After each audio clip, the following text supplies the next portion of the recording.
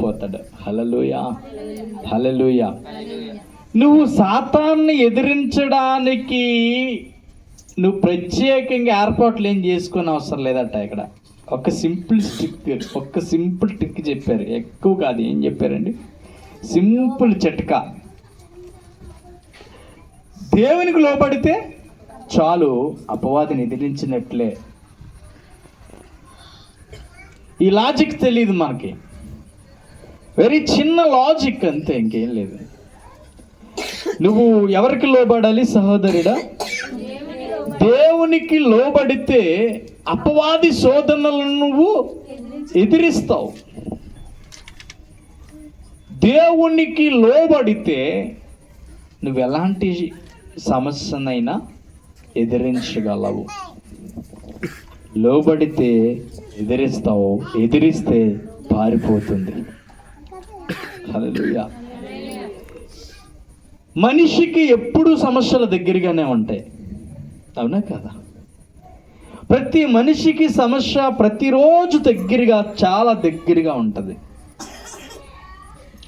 శ్రమలు మనుషులకి ఎంత దూరంలో ఉంటాయి అని అంటే అడుగు దూరం కూడా ఉంది. శ్రమలు ఎప్పుడు మనిషిని చాలా కృంగిదిస్తూ ఉంటాయి.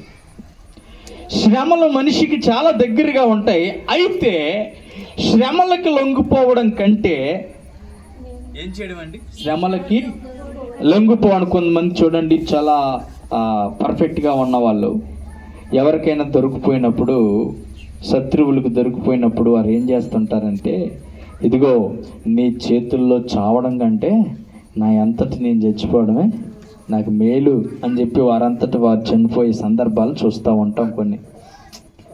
అంటే ఇక్కడ అర్థం ఏంటంటే చనిపోవని కాదు, నువ్వు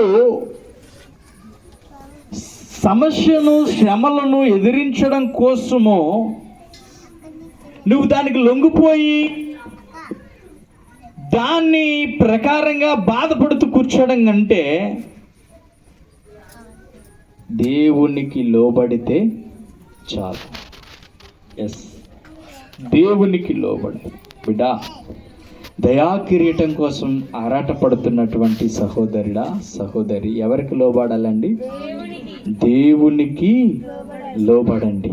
ఎవరికి లోబడాలి? దేవునికి లోబడి ఉండాలి. నువ్వు దేవునికి లోబడితే ఇక చాలు. దేవుడికి లోబడితే ఇక చాలు.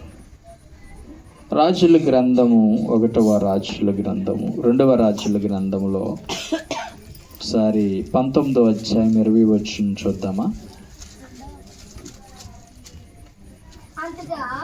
ఆమోజు కుమారుడైన యేషయా ఇజ్రాయేలుకు ఈ వర్తమానము పంపెను.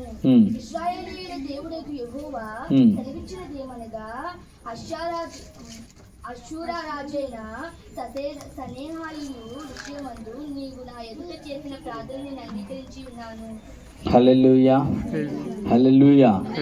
అక్కడ ఒక విషయము, ఒక సందర్భాన్ని బట్టి, ఇదిగో నువ్వు నా ఎదుట చేసిన ప్రార్థన నేను అంగీకరించి ఉన్నానని సంభాషణ ప్రకారంగా, అక్కడ జరిగిన సందర్భ ప్రకారంగా వారు సంభాషించుకుంటూ ఉన్నారు. స్తోత్రం, హల్లెలూయా.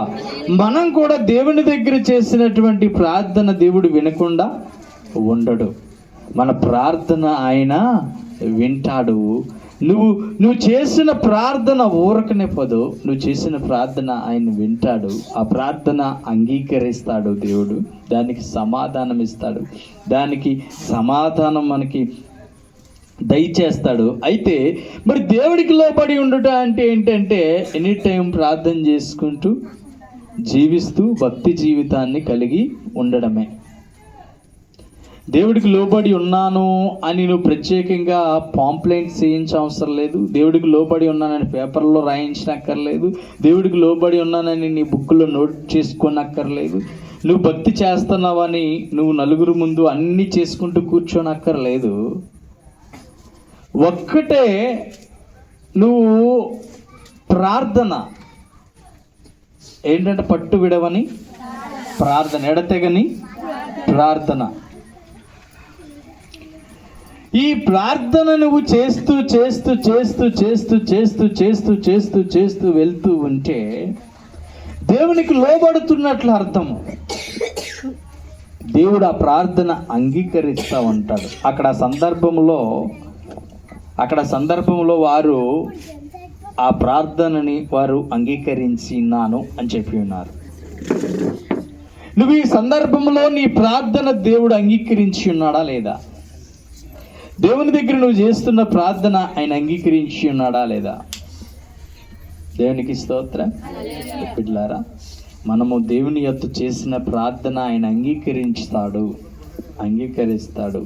దేవునికి లోబడితే సాతాను నీ దగ్గర నుంచి పారిపోతాడు. నువ్వు ఎదిరించినట్లే లెక్క. ఏ అపవాదిని ఎదుటి నించాడో సాతాను నిన్ను చూసి పారిపోవాలి. ఈరోజు సాతాను నిన్ను చూసి స్నేహం చేయడానికి వస్తున్నాడు. ఎందుకు అనంటే ఆ అవకాశం మనం ఇస్తున్నాం. సాతాను ప్రతి క్షణం మనతో స్నేహం చేయడానికి ఇష్టపడుతున్నాడు. ఎందుకు అంటే మనమే అంతటి అవకాశం ఆయనకి కలిగిస్తూ ఉన్నాం. మనం ఎప్పుడైతే దేవునికి లోబడి ఉంటామో, ఎప్పుడైతే దేవుని ఎదుట లోబడతామో సాతాను మనల్ని చూసి పారిపోతాడు. అంతే. ఎంతటి శ్రమ అయినా, కొండంత శ్రమ అయినా సరే ఏమవుతుంది మన దగ్గర? పరుగులు. హల్లెలూయా, హల్లెలూయా. దేవుని నామానికి మహిమ కలుగును గాక. హల్లెలూయా. దేవుని ప్రభునందు ప్రియమైనటువంటి బిడ్డలారా, మనం చేసేటువంటి ప్రార్థన మనల్ని ఏం చేసేదిగా ఉండాలంటే సాతానుని ఎదిరించేగా ఉండాలి.